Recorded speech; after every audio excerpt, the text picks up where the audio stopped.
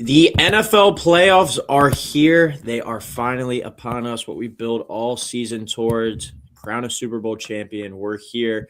7 teams from the AFC, 7 teams from the NFC squaring off for that opportunity to hold up the trophy in February.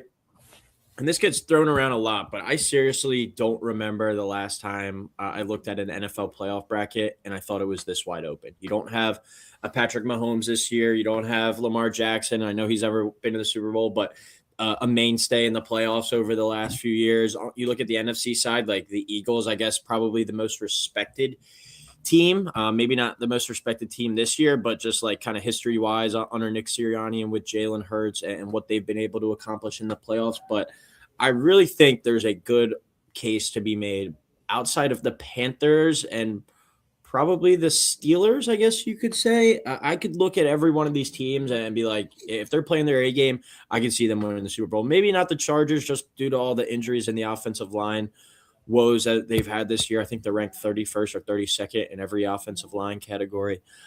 But so wide open. I'm expecting a ton of chaos. I did a bracket the other day. I have no confidence in it at all, but I'm excited. This is going to be a wide open playoffs. It's going to be fun to potentially crown a new champion or just kind of get some new blood in these semifinal games. So welcome back, Kev. Looking forward to this weekend, and how are we? Yeah, great. I'm literally staring at my bracket here now. I was just filling it out, and like you said, I have no confidence in it. I've been flip-flopping picks, just seeing what looks right. I don't know what I'm actually going to end up with, but yeah, super wide open. Ton of teams have the chance to just change the course of their franchise and win the Super Bowl this year. Yeah, I mean, a ton of teams going for their first Super Bowl. Like, look at the Jaguars. Are they playing the best football of any team in the league right now? Potentially. The Texans have been on a roll since their slow start. The Bills, Josh Allen doesn't have to go through Patrick Mahomes for once. Hell, Sam Darnold, can he win a Super Bowl? The Rams, they've got a ton of star players, a star head coach. Would it be surprising to see them go on a run, even as the 5 seed? No. Can the Patriots get back to glory with Drake May leading the way now? Bo Nix, his second year, can he bring the Broncos as the 1 seed to the Super Bowl? Just a ton of interesting storylines. The Bears back in the mix for the first time in forever. I'm really excited for this playoff run. Like, even just with the Eagles still in it, being just a neutral fan, neutral observer of this, it's going to be a pretty awesome stretch of games, I think, upcoming this weekend and over the next few weekends until we crown a champion. So we'll start it off on Saturday. You got 2 games Saturday. You got 3 games on Sunday, and then you got the Monday Night Football game. We'll start on Saturday with a number 5 seeded Rams team who kind of struggled down the stretch. They finished the year at 12-5, traveled to Carolina to play the 4 seeded Panthers, who went 8-9 this year, still won the NFC South after the tiebreaker scenario with the Falcons last week. We got a 4:30 kick on Fox. Rams, a 10-point favorite, ready to see a double-digit favorite in the playoff, over under 46.5. Panthers actually knocked off the Rams earlier this season, Kev. Could you see that happening again here? I mean, is this one even a question? I think the Rams are clearly the best team in the NFL right now. The Panthers have won some tough games this year, and they've won games they were underdogs in, but there's no way you can talk me into winning that they're going to win this game. That's exactly what I said before week 13, and then the Panthers beat the Rams 31-28. I largely still feel the same way about what I said a couple of weeks ago, though. I don't know if the Rams are the best team in the league anymore, but I just don't think there's any way that they lose this game. The Rams are a league best 12-5 against the spread, and they're playing a team with a losing record. Playoff teams with a losing record all time are 2-6. Not a great stat there for the Panthers. And then I think the Rams are just the best offense in football.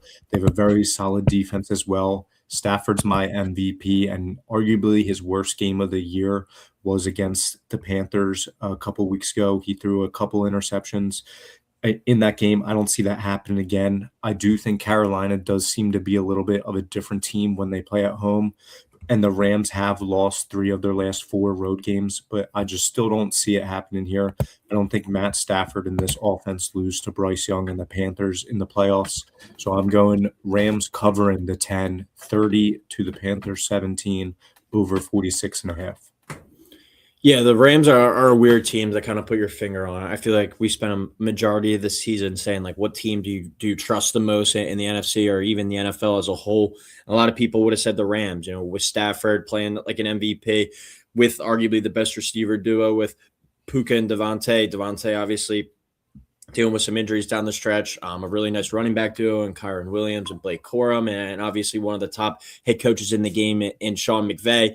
It was hard to make an argument why the Rams shouldn't be the favorite. And now over the last kind of month or so in December, they've struggled a bit. Even last week going in late into the third quarter, they were struggling with the Cardinals. They were able to kind of right some of those wrongs and finish that game strong, but that was a terrible Cardinals team, one of the worst teams in the league this year. How much are you really buying out of that victory? And the Panthers, they've been the most up and down team this year. I mean, beating teams like the Rams, beating teams like the Packers, and they'd shown up and looking like they did last week against the Bucs. Like, what Panthers team shows up? I don't think anyone in their right mind is picking the Panthers to win this game and pull off the upset.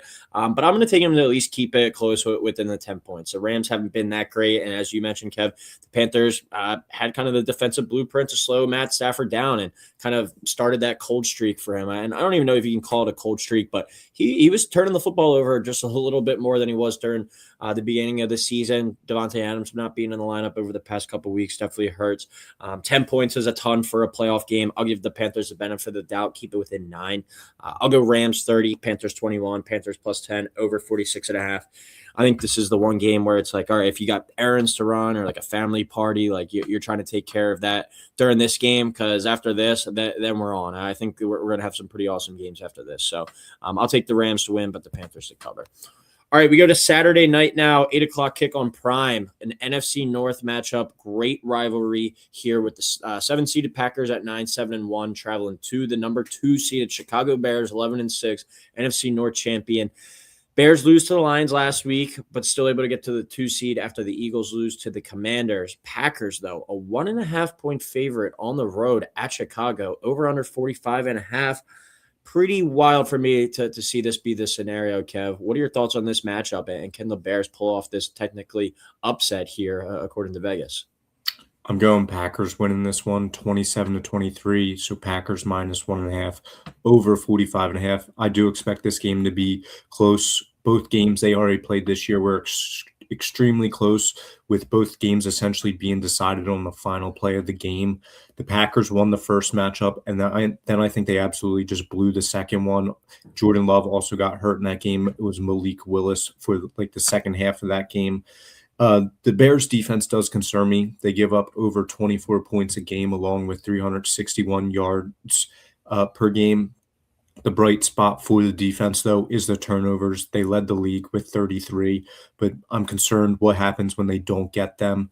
Jordan Love only threw 6 picks this year, which led to a 1.4% interception rate, way down from his previous years to start his career. And then for the Packers, their defense also does concern me as well. They haven't seemed to be the same team since Micah's injury. I do think the Packers may have a hard time getting to Caleb, and even when they do, it's really hard to bring him down. But ultimately, I don't know if I'm going to be able to trust Caleb Williams and Ben Johnson in their first playoff game together here. I'm going to go with the Packers, and it may just be because I want the Eagles to get the 2 seed before they even play on Sunday.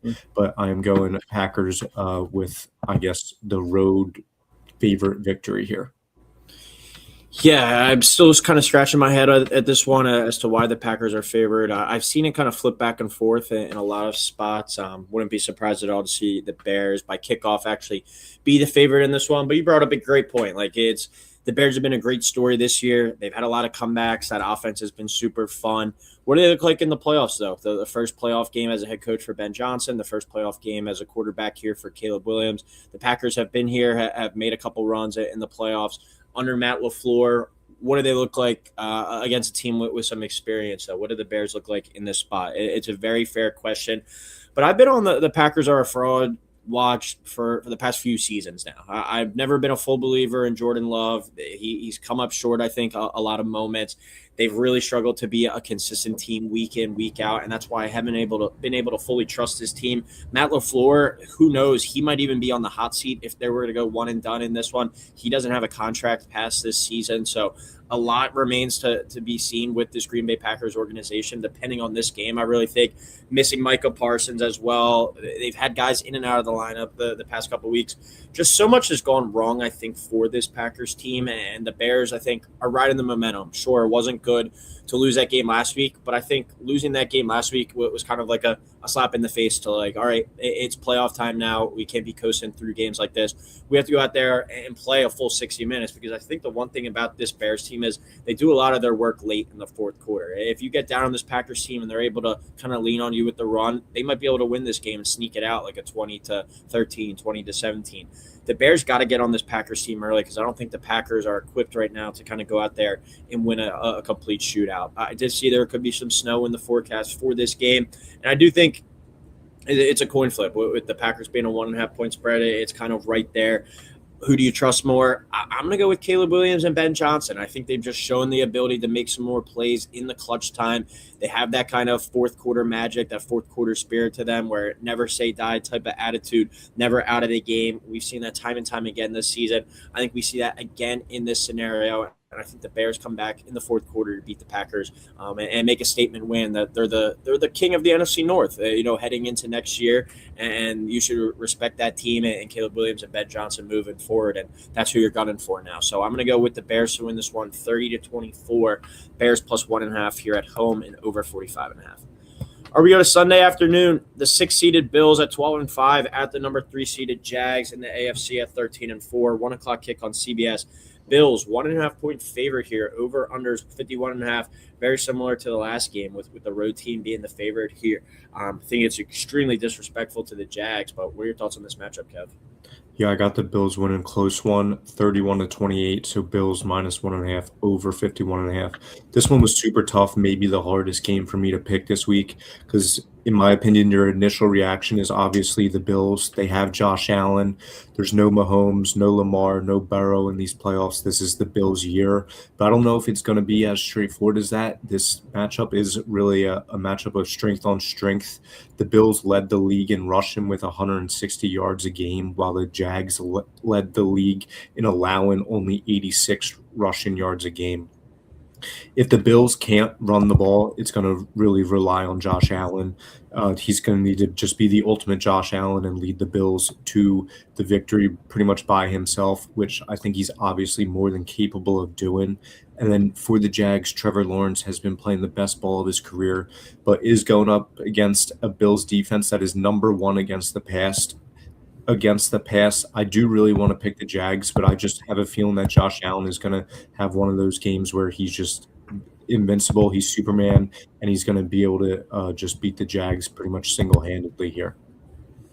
Yeah, that's kind of the opposite reason why I'm actually taking the Jags. I think just too much is on Josh Allen's shoulders. I mean, we saw it firsthand against the Eagles just a few weeks ago. Like, he didn't really play that well, and the offense really struggled. And he had a couple opportunities down the stretch to win the game, obviously, there on that 2-point conversion. And he came up short, and that was a big mark for that team. And obviously losing that game there in the final second. So I think you need that superstar, Superman type of performance from Josh Allen to beat this Jags team. And it's weird to say that out loud, but the Jags are playing arguably the best football of any team in the league heading into the playoffs. Trevor Lawrence playing his best ball. Travis Etienne has been awesome. Jacoby Myers was a hell of an addition for this team.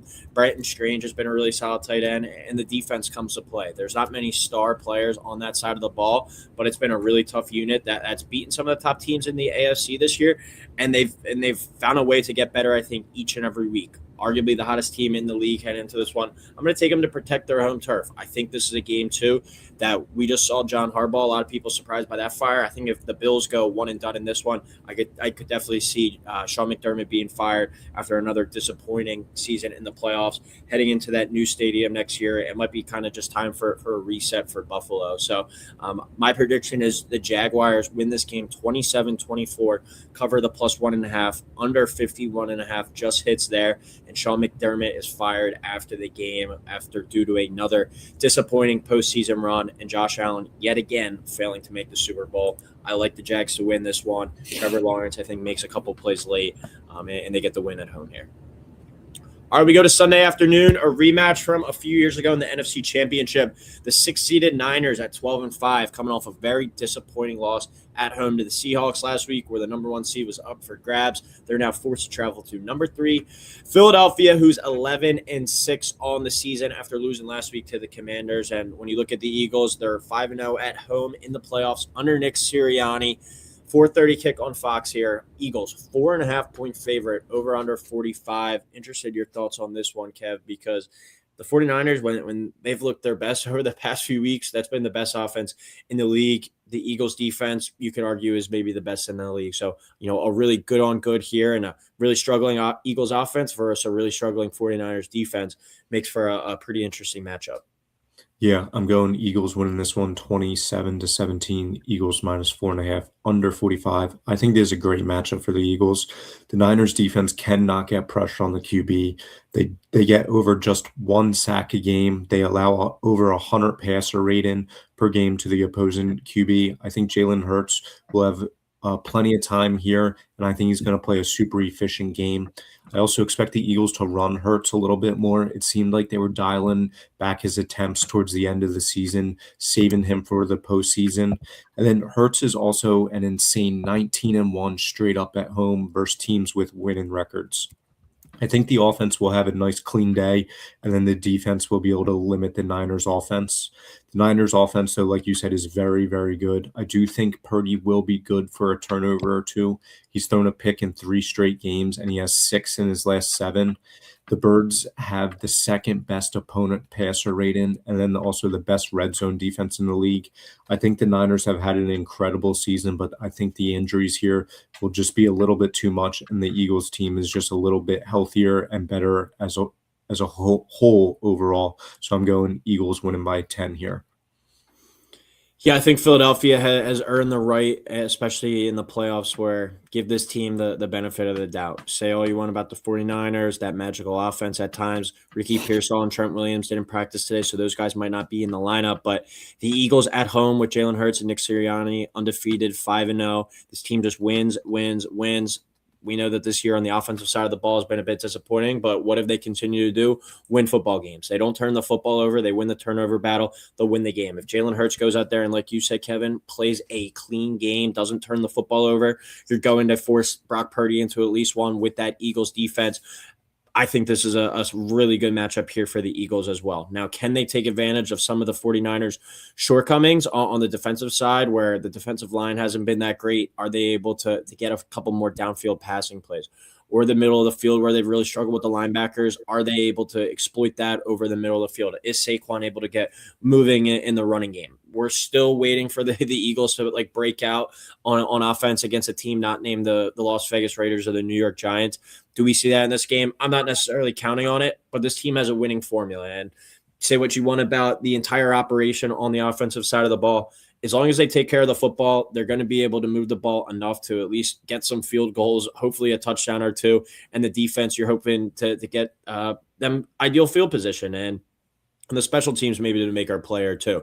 The Eagles have had this winning formula over the course of this season. I think they continue to ride that out into this game. Jalen Hurts plays another turnover-free game. They force a big Brock Purdy turnover late, and I think the Eagles win this one. We see a very similar game to the Buffalo one a few weeks ago where it's just what team kind of shoots themselves in the foot most is going to lose this game. The Bills did it in that one. I think the 49ers do it in this one. The Eagles win and move on to the divisional round. So give me the Eagles 20, Niners 13, Eagles -4.5, under 45 as well. All right, final game on Sunday. Number 7 seeded Chargers out of the AFC at 11-6 will travel to number 2 New England to play the 14-3 Patriots with maybe the MVP at quarterback in Drake May. 8 o'clock kick on NBC. Pats are a 3.5-point favorite here. Over under is 46.5. Can Justin Herbert get his first playoff win?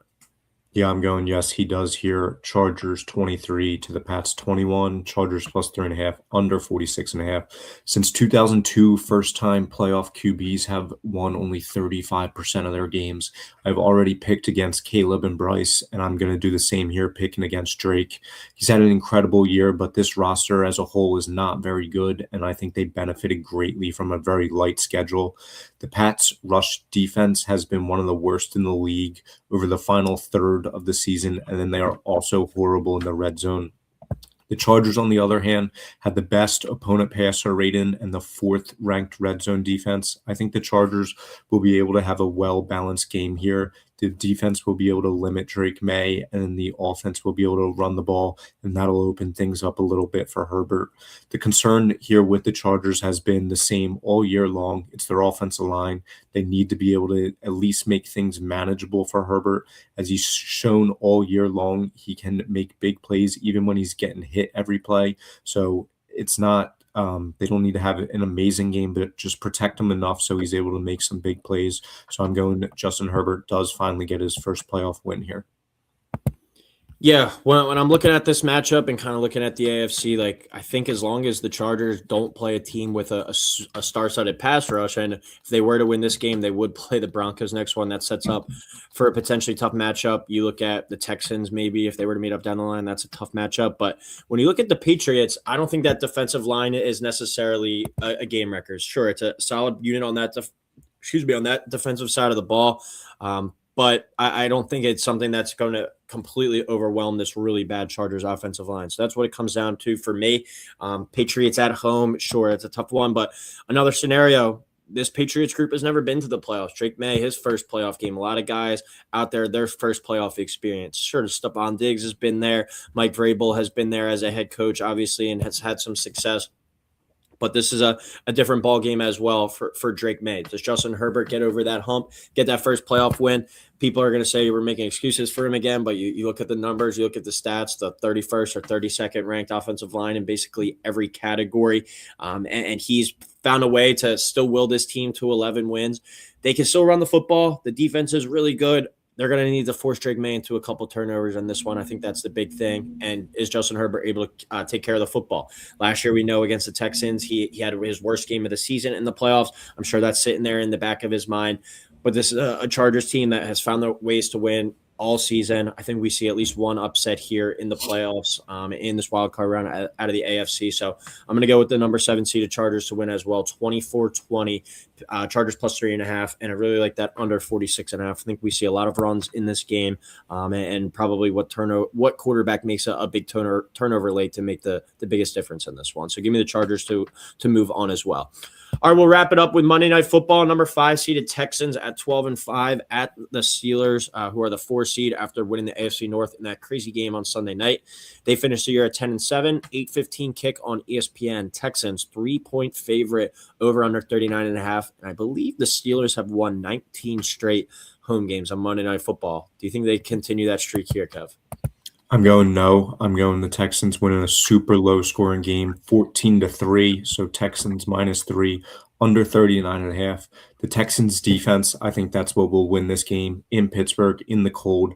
They're 1 and 2 in yards and points per game. They take the ball away at a high rate and then they give it away at an even lower rate. The Steelers, I don't think, have been a good team this whole year. They're kind of lucky to be in the playoffs, and I think it's going to show here. The Steelers' defense is pretty average, and they are the worst, and they're worse against the pass than the run. I don't think Stroud will need to make a ton of plays, but I think he's going to be able to make those plays when he's needed to, when he's asked to make those plays. And then coming into the playoffs, I think the Texans are viewed as one of those teams that no one wants to play. This defense is elite. The offense is coming together. CJ Stroud has proved that he can make plays in the playoffs. And then I think every other AFC team would gladly play the Steelers. So I have the Texans winning this one. Yeah, I'm going with the Texans too. I think the Steelers have had kind of a lot of things shake right for them this year, and they've also played pretty well down the stretch. Like they've beaten some good teams, knocking out the Lions along the way. Obviously, last week knocking out the Ravens. I just think this Texans team is not a good matchup for them. I think the Texans' defensive line and just defense as a whole getting to Aaron Rodgers and his lack of mobility these days in the pocket, they're going to have a really quick passing attack, a lot of screens that we've seen to like Jalen Warren and Kenny Gainwell get the ball out of his hands as quick as possible. But I think if the Texans are able to kind of get up early and make the Steelers into just a one-dimensional team and need to take some shots down the field, I think that definitely spells trouble for this Pittsburgh team. I think this Texans defense is as legit as it gets. The pass rush, one of the best that we've seen in recent memory. I think they get after Aaron Rodgers, cause a couple turnovers in this one, and walk into Pittsburgh on Monday night for a win. So I'll go Texans 17, Steelers 10, Texas -3, under 39.5. All right, we'll wrap it up with our touchdown parlay, our dog of the day, our lock of the week. Before we do that, though, Kevin, after we went through those wild card matchups, I guess sitting here today, things are subject to change over these next couple weeks. But who's your Super Bowl matchup sitting here on January 7th? As it sits right now, I'm going Texans and Rams. I'm going Eagles over the Texans. I think we see defense and running the football in this playoff. That's my guess there. All right, touchdown parlay, 2 legs each out of any of these 6 games. I went as my first leg, Josh Jacobs -135. That's the Saturday night game on Amazon Prime.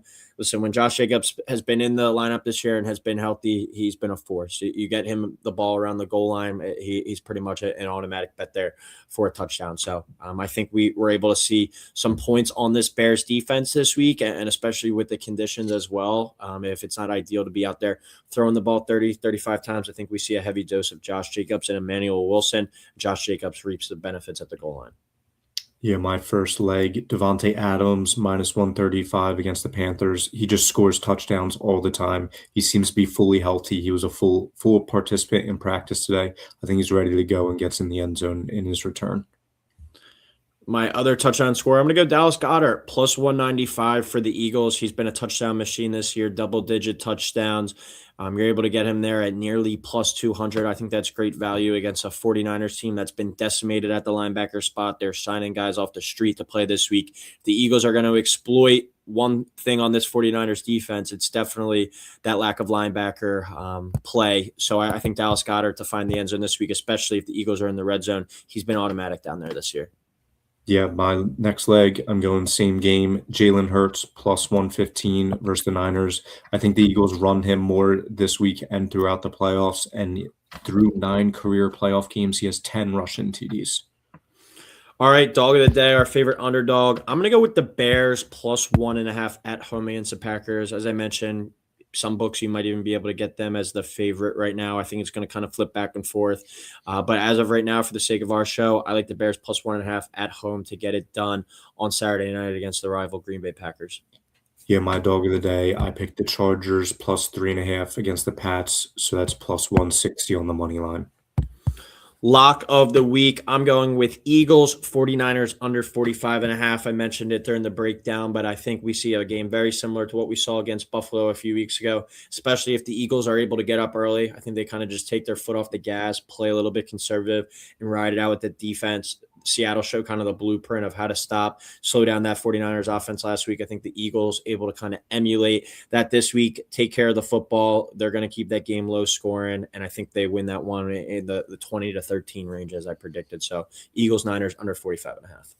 My lock of the week, I'm going Josh Allen over 40 rushing yards, which is +111. I think he has an insane game like I talked about earlier, and he does it with his arm and legs as well. All right, well, that'll wrap it up for our wild card round preview. Appreciate everyone for tuning in. Really looking forward to this weekend of football starting tomorrow night with college football, Thursday and Friday, and awesome playoff games Saturday through Monday. So last weekend, I think with 7 football games, is it this upcoming weekend? Or excuse me, 6 playoff games this upcoming weekend. The games are getting shorter and shorter. So make sure to enjoy it, everyone. Thank you for tuning in. We'll talk next week.